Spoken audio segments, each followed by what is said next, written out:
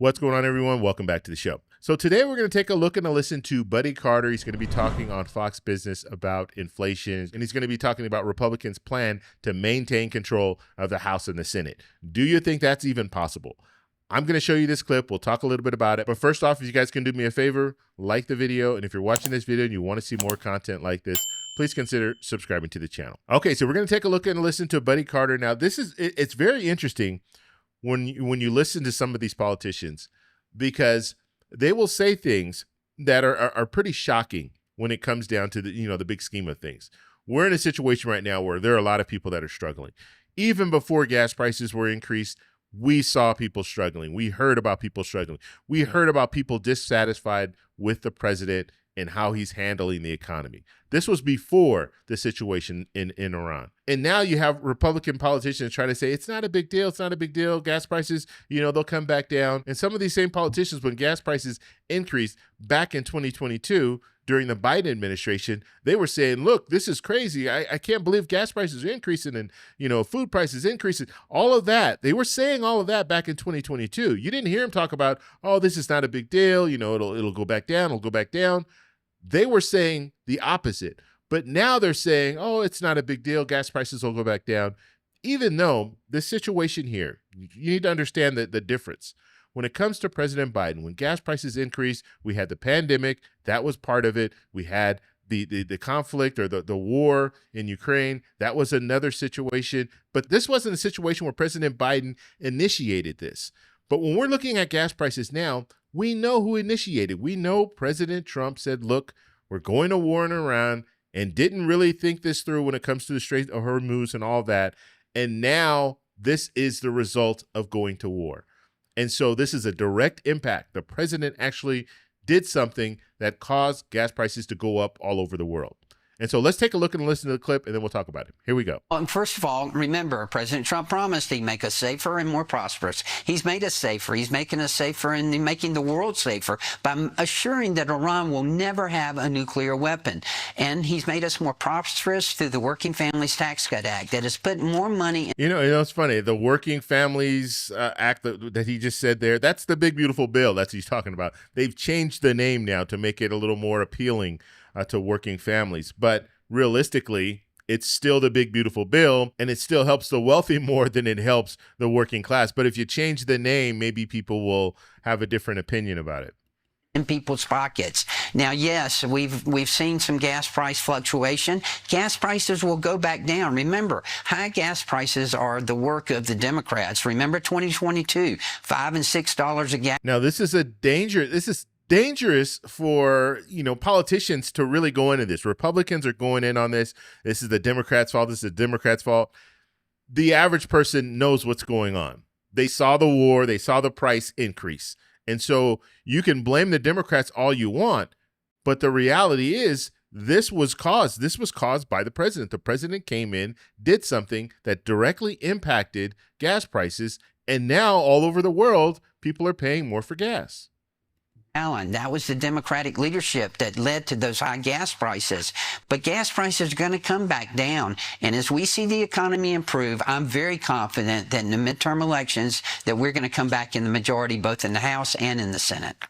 All right, we will leave it there. Congressman, it's good to see you this morning. Thanks so much. Okay, that was Congressman Bud Carter talking about the gas prices and how they're going to come back down. Now, we do know gas prices did increase back in June of 2022. So back in 2022, after the pandemic, we did see a spike in gas prices. But guess what? Those gas prices came back down. And just like Buddy Carter's talking about right now, gas prices will come back down. Yes, we know gas prices go up and down. They go up and down. But the impact of gas prices increasing means that everything else is going to increase. Because when diesel fuel goes up, that means that transportation cost goes up. That means that grocery prices, the price of groceries will go up. So all of this is it's not just gas prices. And you can focus on gas prices and say, well, gas prices are starting to come back down, but grocery prices are going up and grocery prices are staying up. And we saw that after the pandemic. We saw gas prices increase. We saw grocery prices increase. Gas prices went down. Grocery prices, guess what? They stayed elevated. And that was one of the things that President Trump said that he was going to do on his first day in office. He was going to bring grocery prices down. And then the president said, give me some time. 6 months from now, grocery prices will come down. They never came down. A year from now, grocery prices will come down. They never came down. And now we're looking at grocery prices starting to increase again. We're looking at the consumer price index. We see it every month. And we see that overall inflation is starting to rise again. It's up higher than it was when President Trump took office. President Trump took office, it was at 3%. Now it's at 3.3%. We did have a period right after President Trump took office where CPI went down to, I think April was the lowest. It was like 2.3%. And then it started to increase. And then we saw it back at 3% in September. And then it went down a little bit, but we didn't get information for October because of the government shutdown. So October of 2025, we didn't have information there. We had partial information for November. And then now we're seeing it increase, and it's up to 3.3%.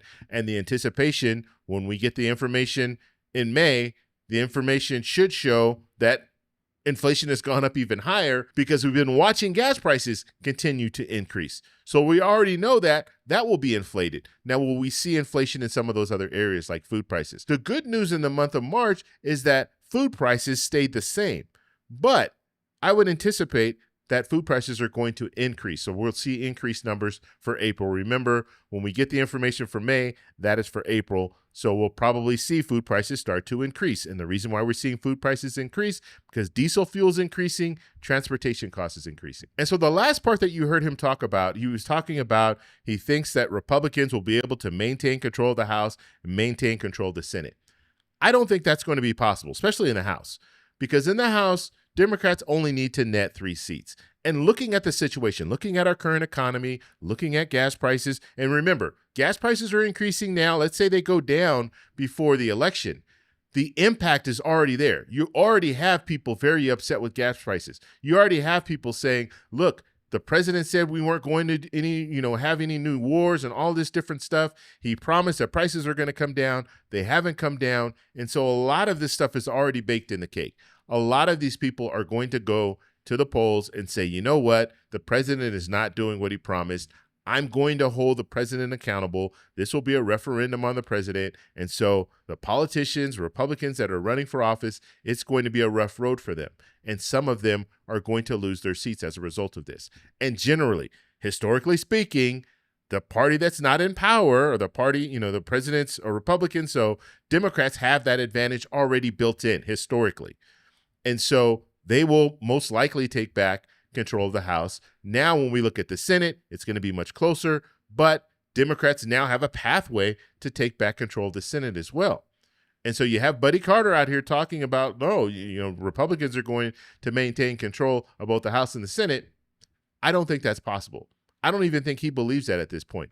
We already see that Republicans, some Republicans are saying, look, we're going to have a problem, a rough road. You have the president out there saying he thinks that it's going to be hard for Republicans to win. And he says that Republicans, he's out there, cheerleading for Republicans, saying we have to win, because if we don't win, then the policies that I want to get passed in the next 2 years, they're not going to go anywhere. And he's right. But he's saying that because he knows that this is dire and he sees the writing on the wall. So I'm going to pass it off to you. What do you guys think? Let me know in the comments below. Do you think Democrats will be able to take back control of the House and the Senate? Do you think they'll be able to just take back control of the House? Let me know in the comments below. If you like this video, please give me a thumbs up.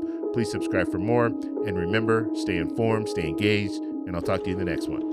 Bye. So that's all we have for this video. Make sure if you guys want to send me an email, you can do that, david@thetecshow.com. Like the video, subscribe for more, and check out these videos over here for some more great content. Talk to you later. Bye.